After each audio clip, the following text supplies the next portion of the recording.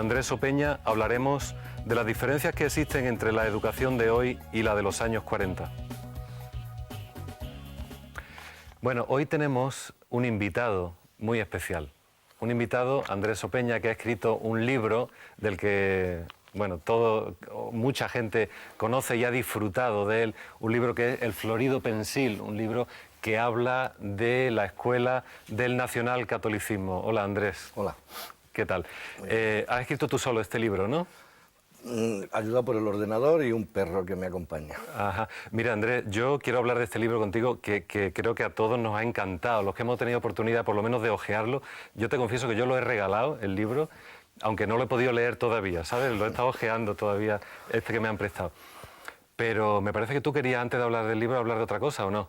Yo quería utilizar esta oportunidad que me brindan las cámaras para expresar mi opinión sobre la situación de Raúl en el campo y de Fernando Hierro. A mí me parece que Capello se equivoca y creo que eso había que decirlo y que este país se enterara de que no es culpa de los jugadores, sino culpa del entrenador del Real Madrid el que el juego no sea todo lo bonito que debería ser. Bien, bien, bien. Te vamos a remitir a otro programa seguramente para que puedas continuar en esa línea. Pero si me permites, vamos a hablar de tu libro, El Florido Pensil, que nos deja todo con la duda de qué es lo que es eso del Florido Pensil, ¿no? Pero si os deja con la duda, quedaros con ella, porque uno de los trucos de un título es precisamente el de intrigar y provocar. De todas maneras, te puedo contar lo que es. El Florido Pensil es un fragmento de la letra, de una de las letras que el himno nacional tenía cuando se cantaba en las escuelas.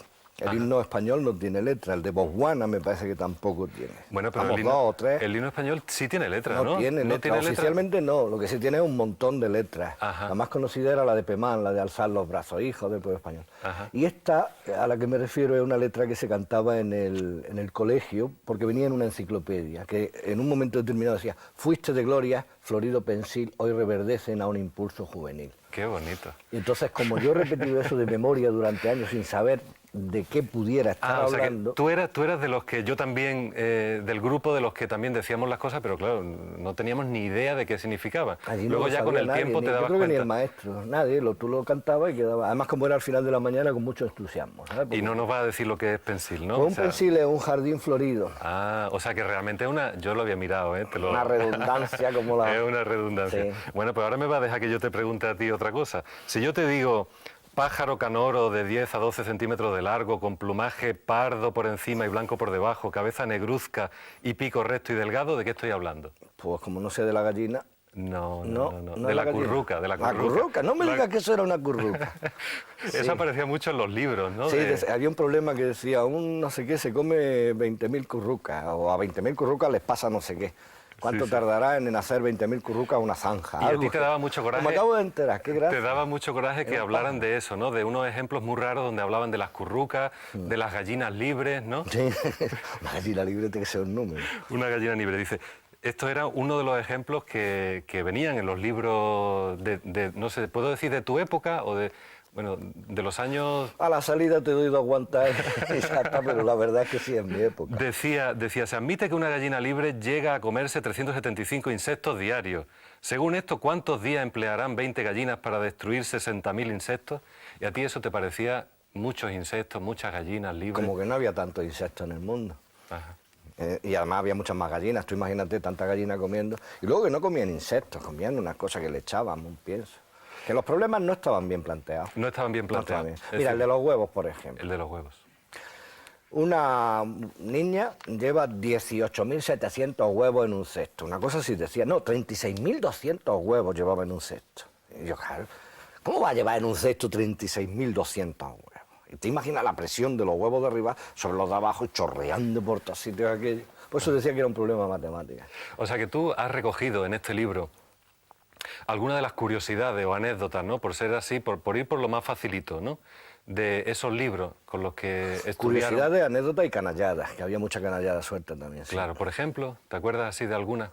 Pues mira, esta idea de la historia de España en la que se aconsejaba a los redactores de estos libros que manipularan la historia en el sentido de que los episodios que no nos fueran esencialmente gratos se marginaran y se potenciaran otros, incluso se mintiera, entre comillas, sobre el sentido de algunos personajes. Por ejemplo, el héroe tan famoso que para todos resulta ser el Cid.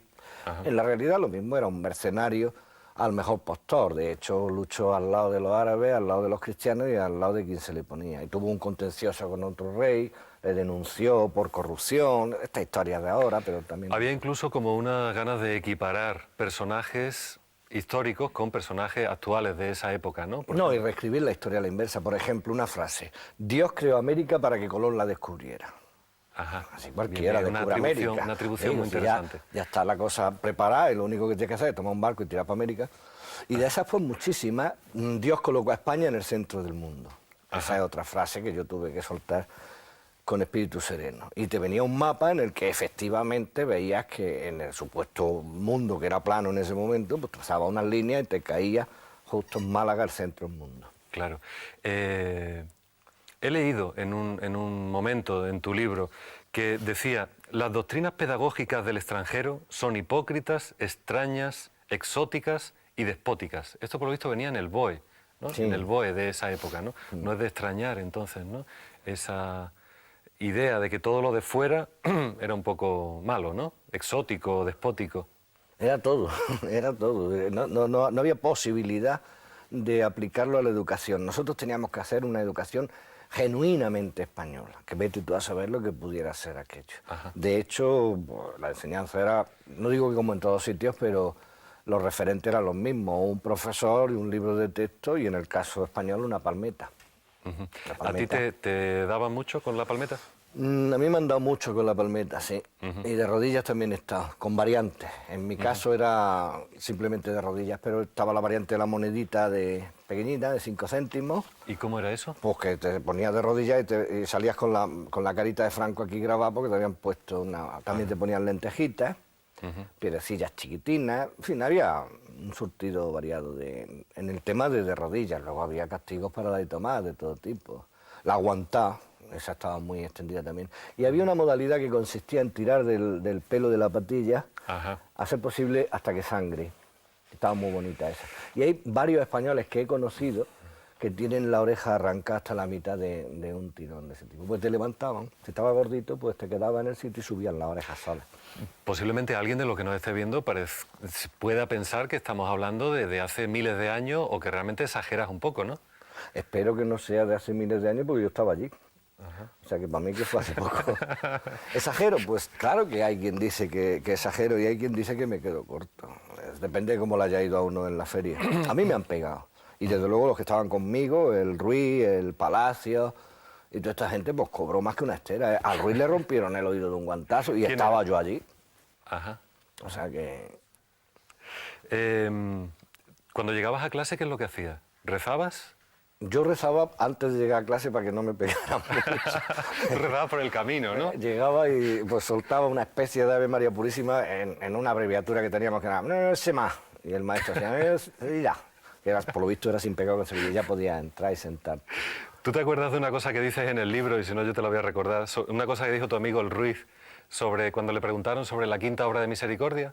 Sí, que era dar posada al peregrino. Entonces, dar posada al peregrino. Por eso, porque era sordo del oído, le dije yo, dar posada al peregrino. Y el otro muy serio se adelante, dice, dar por saco al peregrino.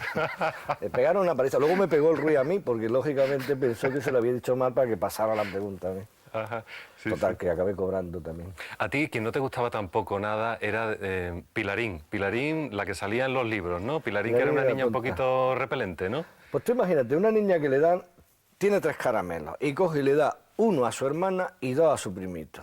Y la pregunta... Y entonces el maestro te pregunta a ti, ¿cuántos le quedan? ¿cuántos le quedan? ¿Y tú qué dices? Pues que nunca se ha dado el caso de que uno tenga 3 caramelos y dé 3 caramelos. O sea, porque sea diabética no tiene sentido eso. Claro. Ese problema estaba mal planteado. El maestro decía que estaba de los nervios conmigo. Ajá, el maestro lo pasaba mal contigo, ¿no? De hecho, me disculpó, me dispensó de hacer un problema de la fórmula de la pólvora. Por lo visto pensaba que yo podía coger ideas. Ya ves tú que era muy fácil hacerla, de todas maneras, con clorato. Se ponía un bote y una mezcla que hacíamos con azufre y clorato. Pegaba aquello, unos petardazos, que ponía el bote, lo poníamos en órbita. Tiene que haber cantidad de latas en órbita ahora mismo que hemos puesto los niños de la época. Hablas también en tu libro de... Bueno, hablas de muchísimas cosas, ¿no? Un libro que yo creo que es perfectamente recomendable. Que Dios te lo pague. Gracias.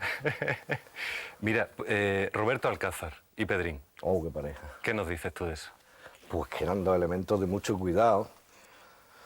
Pues mira, te digo una cosa, que todo el que lo leyó entonces tiene un recuerdo amable de ello, y ahora cuando de vez en cuando o ven el libro o ven alguna conferencia de las que doy recordando TV de la época, etcétera, no se pueden creer que eso fuera así de canalla.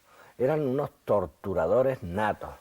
El niño, concretamente, el Pedrín de las narices, llevaba una porra de plomo forrado de hule en el bolsillo, como de manera habitual. Es decir, él salía ya, se echaba a la calle con su porra. Y raro era el tebión que no le rompía la occipital a alguien, pero vamos, pero de matarlo, es decir, cuando se ponían a torturar. Este niño sale en una escena, para que te haga una idea y con eso termino, coge un flexo, le arranca el cable, lo enchufa a la pared y con los dos politos, menos mal que entonces era 125 y se iba a la corriente cada 10 minutos. Y se lo enchufaba al que tenía que hablar. El otro daba unos gritos espantosos, ¿no? Y este se reía, dice, parece que le está sentando bien el salario, todavía electrocutado, hecho polvo. Mira, Andrés, vamos a seguir un poquito más tarde contigo, pero ahora vamos, acompáñame. ¿Te quedas conmigo? Me quedo, ¿No te importa? me quedo. Muy bien.